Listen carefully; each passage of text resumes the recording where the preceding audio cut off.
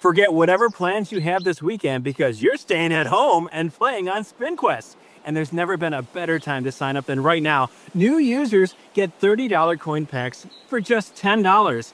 All the table games you love, with hundreds of slot games and real cash prizes. That's at spinquest.com. SPINQUEST.com. SpinQuest is a free-to-play social casino. Void where prohibited. Visit spinquest.com for more details. This is Optimal Relationships Daily, 3 Steps to Conquering People Problems, Part 2, by Seth Sinclair of michaelmelberg.com. When a people problem sneaks up on us, we are not in our best position to be successful. You've got a much better chance to do well if you can spot the situation as it unfolds and catch yourself before your brain betrays you. Ask yourself, is there potential for disagreement? Are there important stakes? And are emotions involved? If the answer is yes to one or more of these questions, slow down and take a few moments to set a plan. Consider, what do I really want to get out of this? What is the ideal outcome? What might the other person want? What do we have in common? What things might set me off? What might be upsetting to them? Working through this step will help you overcome your initial emotional reaction, and it will help you to refocus on what is really important. Step 2. Once you're in a tough conversation, learn to pay attention to yourself. In Step 1, we made a conscious effort to be thoughtful and avoid an early emotional hijack. The goal of Step 2 is to build awareness of what is happening within ourselves during a conversation and to slow things down before we start engaging in self-defeating behaviors. Let's stick with our boss scenario. You've managed to collect and compose yourself before you head to his office. You ask him what's up. He proceeds to tell you that the work you've been doing over the past 2 weeks is all wrong and that you need to start from scratch. You are horrified by this suggestion.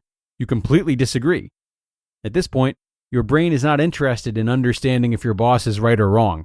It sees a tiger. This is a critical moment, and if you're not paying attention to what's happening, you can easily be overwhelmed. You may engage in 2 classic reactions. One is to shut down completely, roll your eyes, and say, "Whatever you say." Another is to launch back with an attack and yell out, "What are you, insane? That's a stupid idea." Those reactions may feel justified in the moment, but neither are particularly helpful. In fact, they're both self-defeating and likely to make your situation more miserable. As with Step 1, the key here is to learn to be more conscious of what's happening in your mind and body. When you feel the hijack coming on, take a deep breath. Ask yourself again, what do I really need to accomplish?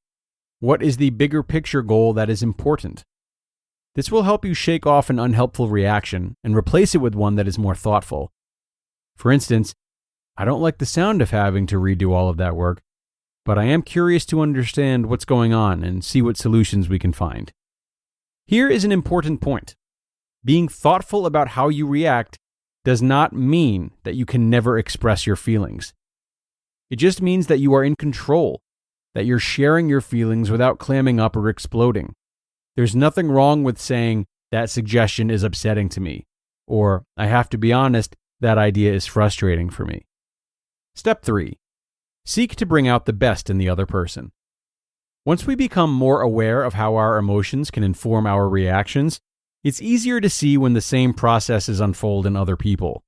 Step 3 is making an effort to be more patient as we navigate an issue and looking for opportunities to help bring out a thoughtful response in the other person. Let's take one last look at the "our boss" scenario. You've managed to stay in control and put your best foot forward as this difficult situation unfolds. However, your boss's engine is still revving. He's just as upset about the prospect of rework as you are, and he's feeling a lot of pressure. You can see that he's in attack mode. Instead of getting drawn into a fight, it's time to show a little empathy, refocus on your shared interests, and offer a helping hand. You might say, "I can see that you're upset. It's understandable considering the circumstances. How can we address this in a way that keeps the project on track?"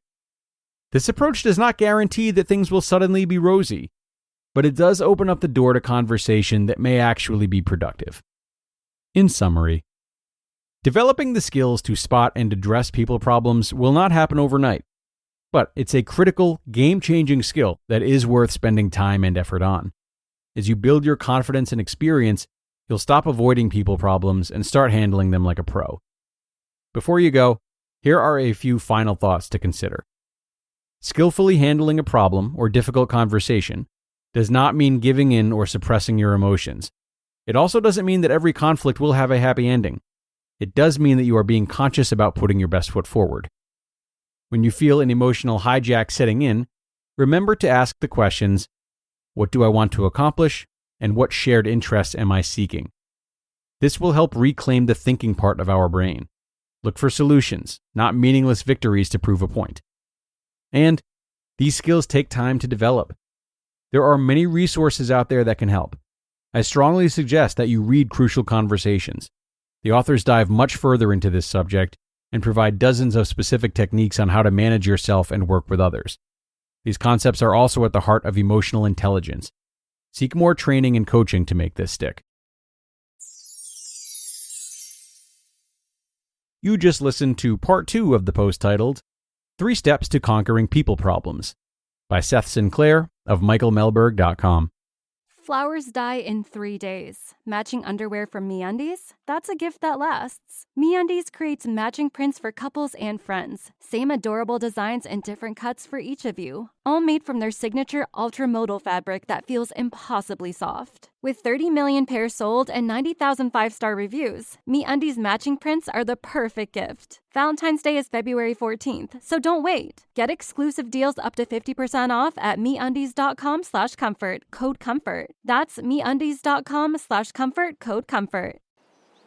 Forget whatever plans you have this weekend because you're staying at home and playing on SpinQuest. And there's never been a better time to sign up than right now. New users get $30 coin packs for just $10. All the table games you love, with hundreds of slot games and real cash prizes. That's at spinquest.com. SPINQUEST.com.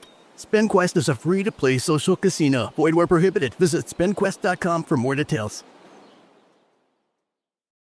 And a huge thank you to Seth for both parts 1 and 2 of this post.